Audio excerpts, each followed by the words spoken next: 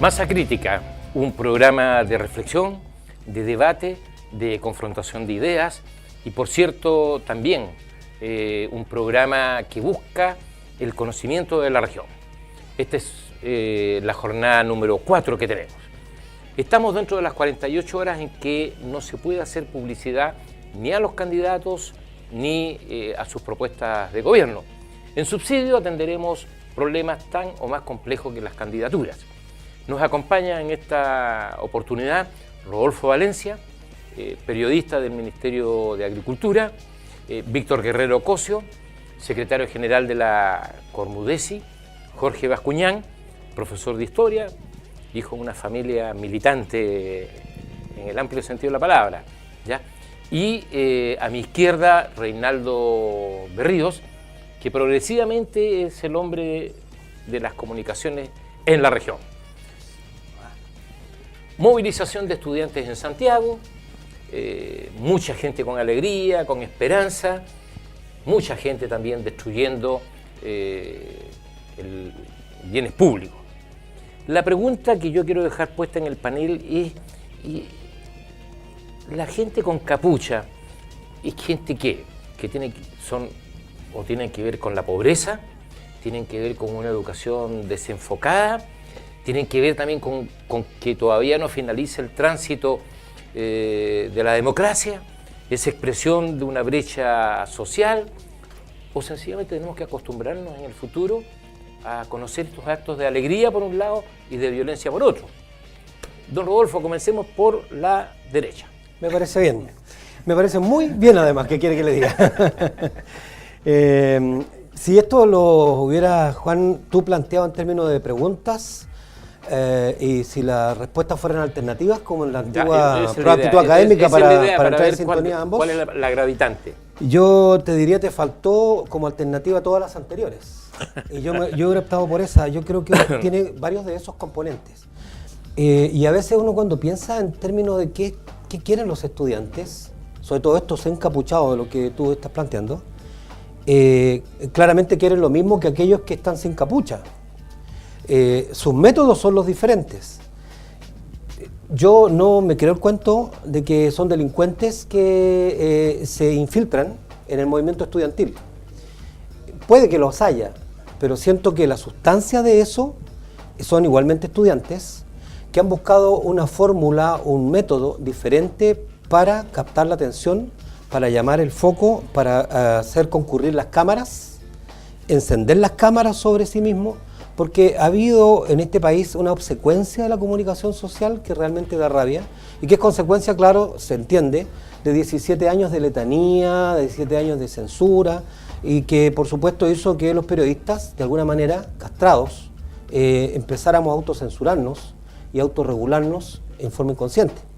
Y esto hace que muchas veces las cámaras de la televisión, de los noticieros estoy hablando, y particularmente de Santiago, vayan generalmente con las vocerías oficiales o detrás del rostro oficial, pero no generalmente detrás de la demanda.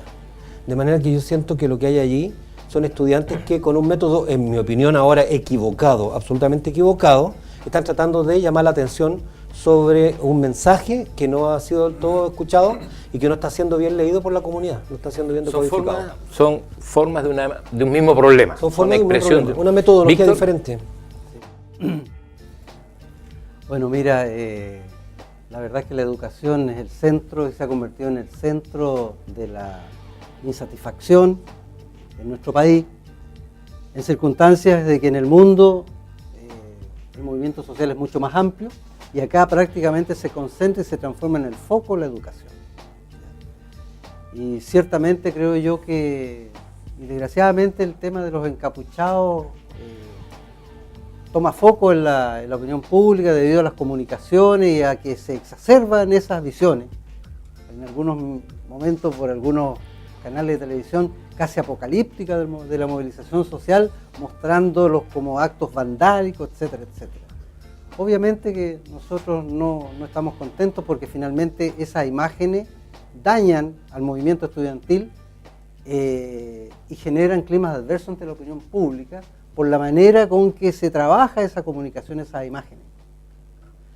Yo evidentemente también entiendo de que no se trata de delincuentes, sino que de alguna forma muestra el segmento más duro de la insatisfacción que hay con respecto a la educación en un marco histórico de crecientes índices de incertidumbre respecto a la respuesta de los gobiernos y que finalmente llegan a establecer un grupo de jóvenes o no tan jóvenes y a veces niños que adhieren a posturas mucho más radicales para poner en el tapete de la discusión el grave problema por el cual se enfrenta la educación. En América Latina, desde hace más de 100 años, desde el Grito de Córdoba, que los problemas de la educación asolan nuestros países. Cuando están los jóvenes, disculpa Víctor, 5 años protestando y saliendo a las calles a marchar y nadie les hace caso, entre comillas, es casi justificable querer llamar la atención.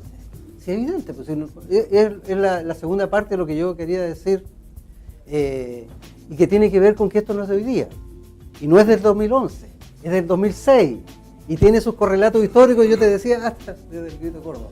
Entonces, uno a esta altura no debería ser la aparición de estos grupos un dato anómalo en la sociedad chilena, sino que por el contrario es algo que es perfectamente esperable, explicable, es algo que viene. Víctor, pero mira, lo que decía Rodolfo era claro, ¿no? Independiente de que uno esté de acuerdo o no. Él decía, mire, acá es un solo fenómeno con dos manifestaciones distintas. Jóvenes tranquilos, jóvenes alterados. Ese es en el fondo el tema al cual queremos llegar. ¿Cuál es tu visión de el por qué estos jóvenes encapuchados? Bueno, yo lo decía. Mira, yo quiero insistir. Acá el 99% de la movilización estudiantil tiene que ver con un rostro que en general no se muestra en los canales de la televisión, ni en las fotografías del Mercurio, de la Estrella, de la Tercera, sino que se muestran a este 1% que aparece, lanza piedra, ocupa la calle, etcétera, etcétera. Pero yo tampoco descarto absolutamente su accionar porque ellos no son la causa. Ellos son el resultado de una política de exclusión y de una falta de respuesta frente a las demandas estudiantiles. En tu caso, Jorge. Sí, mira, yo creo que cuando tú invisibilizas por tanto tiempo, porque es mucho tiempo, ¿no? O sea, desde la recuperación de la democracia en adelante, en que más o menos se empiezan a desenvolver las manifestaciones sociales y políticas, en términos de ir proponiendo, criticando el modelo o proponiendo alternativas a lo que existe. Cuando la democracia recuperada comienza a sentirse algo más desatada, ¿no? han ido desarrollándose reivindicaciones muy progresivamente en el tiempo. Y sin duda una de las que ha permanecido en el tiempo como reivindicación, como un problema de país presente, más allá de algunas inflexiones o vaivenes en algunos momentos, es la problemática del acceso, ¿cierto? Y de la calidad de la educación. ¿Ya? Entonces, si uno le pregunta hoy a cualquier chileno o chilena, ¿cuál es el problema de Chile? Lo más probable es que responda mayoritariamente nuestra educación y lo más probable es que responda en segundo lugar nuestra salud. ¿Ya? Entonces, ese es un dato. Y como contraparte tenemos el otro dato, el contradato, y es que la institucionalidad, el liderazgo político de Chile y la concomitancia alevosa, cuasi criminal diría yo, ¿no? en el sentido histórico, digamos, a eso me refiero, ¿no? Criminal en el sentido histórico, no penal, digamos, de los medios de comunicación en Chile, que están concentrados y son adherentes, ¿cierto? Y simpatizantes de una visión de mundo casi sin competencia, ¿no? A nivel de oferta, digamos, de medio de comunicación. Entonces tú te encuentras al final con que esa demanda se estrelló contra una pared, ¿no? Se estrelló con una pared y estamos hoy en un momento crítico, o sea, estamos viviendo un momento en que esto se va a resolver de alguna manera, o se va a imponer y consolidar una visión de cómo debe ser la educación, el modelo educacional en Chile, conservador, neoliberal, ¿cierto? Como un nicho de negocios, como una posibilidad para hacerse dinero o como un derecho de todos los chilenos y chilenas. Y estamos en un momento de definiciones. ¿Y quiénes van a definir eso?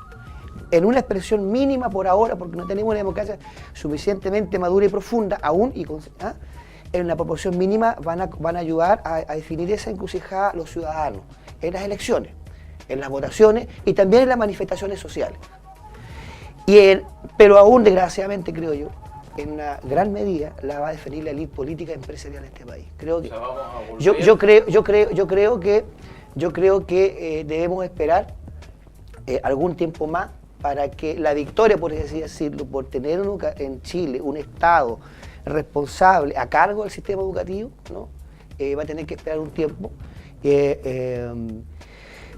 Pero es cierto que se van a ir ganando aún así espacios, batallas, ¿no? Que van a ir acercando a Chile hacia un modelo de educación en que el Estado garantiza el acceso igualitario y la equidad y la calidad, ¿no? Y comparto por tanto lo que dicen mis colegas, ¿no? Acá, que los encapuchados son una expresión de las muchas que hay, ¿no? De insatisfacción, de ver que no hay salida, porque la verdad no ha habido ninguna alteración al rumbo definido por los gobiernos actual y anteriores a cómo administrar la educación en Chile desde hace mucho tiempo. Ninguna. Cuéntame, Jorge, ¿hay diferencia entre la movilización y protesta del estudiante universitario versus el de enseñanza media? ¿Se nota algún perfil o todavía es un tema que lo tenemos en la oscuridad? Sin duda que el estudiante secundario es más inmaduro, biológicamente, culturalmente, ¿no? Socialmente, es menos responsable, por lo tanto, de hecho, la ley penal no castiga, ¿cierto? No imputa a un menor, ¿no? Pero es extraño que aún siendo así, los estudiantes secundarios en Chile hayan logrado pasar el testigo, como se dice en las carreras de postas en el atletismo, el testigo de una generación a otra durante hartos años ya. En los últimos 4 o 5, muy evidentemente, a unas y otras generaciones sin que varíe sustancialmente el contenido de la demanda y la fuerza de la demanda. Eso es de verdad muy llamativo, ¿no? Muy llamativo, no es común que ocurra. O sea, muchos apostaban a que el pingüinazo, la revolución pingüina de hace 5 años atrás, en el gobierno de Michelle Bachelet, iba a ser un hito y luego de aquel momento esto no volvía a ocurrir. Sin embargo, está todavía muy presente. Rodolfo, disculpa, el discurso oficial señala que los jóvenes, ¿cierto?, de alguna manera que protestan, que salen a las calles, son una minoría. Hay 100.000 jóvenes, dice, ¿cierto?, en varios millones de jóvenes que estudian. ¿Tú concuerdas con esa visión cada vez que sale el ministro Chadwick, ¿cierto?, o quien sea, digamos, haya sido en su momento Hinspeter, señalando esto, que son de todas maneras una minoría en el universo total de estudiantes? Claramente, pues si tú me dices que son 100.000 versus 1 millón, claramente es una minoría. El tema es cuánta gente de la que está en la calle representa a otros que no quieren ir, que no pueden ir, o que simplemente tienen miedo por distintas razones. Yo pienso que es transversal. El propio presidente Piñera, en las Naciones Unidas, saludó al movimiento estudiantil. Y la verdad es que el mundo no le creyó. Pero el presidente Piñera lo dijo en Humberton esta semana, que estuvo acá en Iquique, y lo dijo claramente. Es un derecho que tenemos todas las chilenas, todos los chilenos. Y que este gobierno, lo recuerdo muy bien, dijo, lo va a respetar, como del mismo modo tiene que respetar el derecho a los que quieren ir a votar a propósito del desalojo de los liceos, ¿verdad?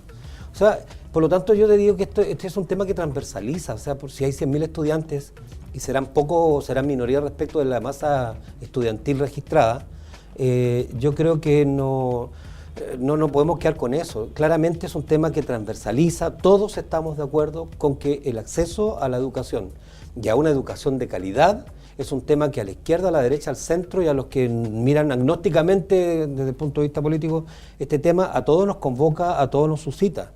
Si aquí hay otro tema más de fondo, y en esto mi colega que es profesor y que es licenciado en Historia además, puede manejarse mejor que yo, y tiene que ver con la falta de sintonía tradicional, histórica de los políticos con los ciudadanos.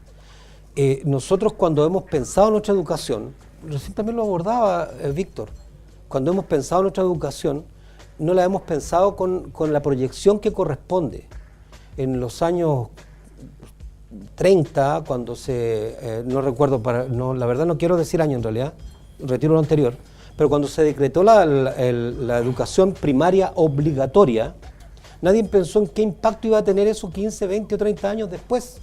Y resulta que 30 años después, teniendo tanta gente saliendo del sexto básico o del sexto preparatorio de aquella época, teníamos mucho más gente golpeando puertas de los liceos. Y eso ya produjo una convulsión. Y teniendo más gente en los liceos, hubo el año 66 que hacer una reforma educacional. El presidente Eduardo Frei Montalva la encabezó, que redujo la educación de humanidades a enseñanza media de 4 años y a la educación básica la extendió a 8 años para retener más gente. Y eso significó más gente golpeando la puerta de los liceos. Y eso implicó que a la vuelta de los años teníamos más gente golpeando las puertas de las universidades.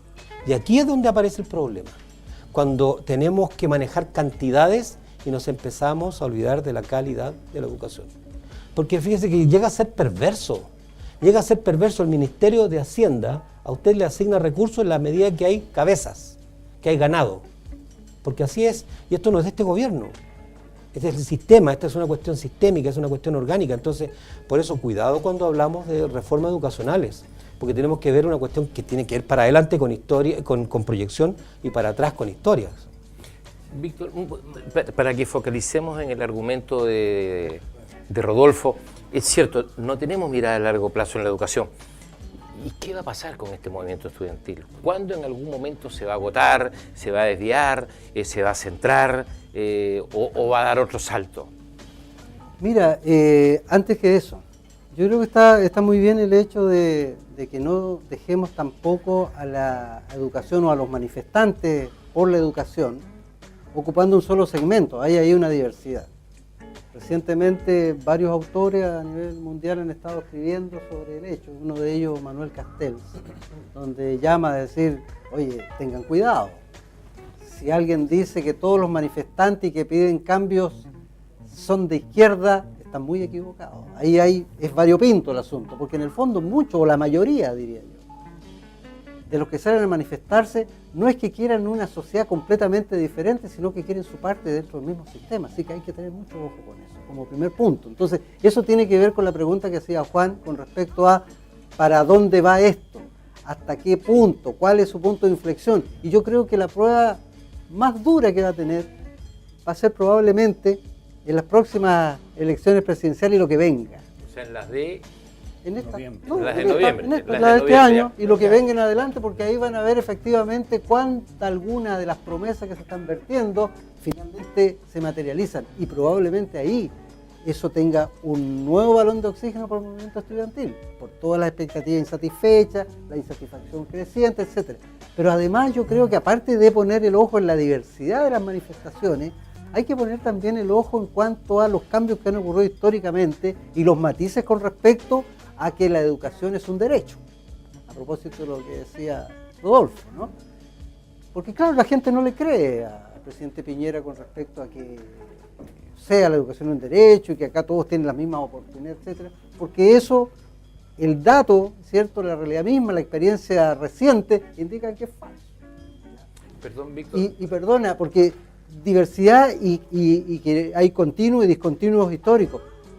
El capitalismo industrial, hasta los años 60, sí ponía el foco en una educación con derechos universales y que tendía al igualitarismo.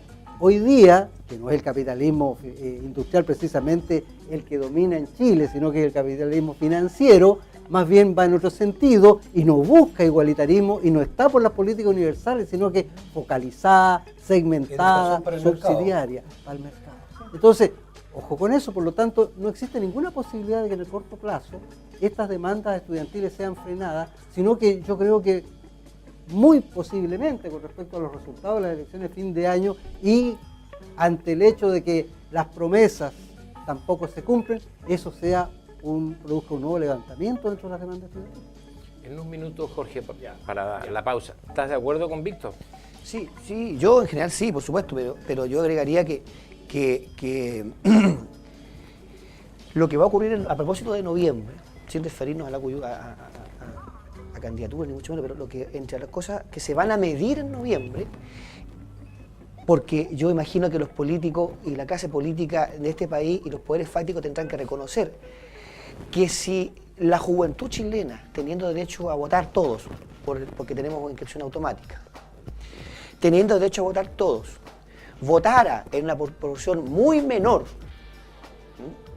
no importa por quién, pero no votara mayoritariamente, masivamente, recordemos que votó el 40% apenas de todos los chilenos con derecho a voto en la municipal reciente, y tiene una primaria ahora legal por primera vez en Chile, en la que no va a votar más de 1,5 millones de personas, supuestamente, o entre 1,5 millones y 2 personas, lo cual en teoría podría decirse o interpretarse como un alejamiento y una definitiva inflexión del electorado chileno respecto a la legitimidad del sistema de representación democrática.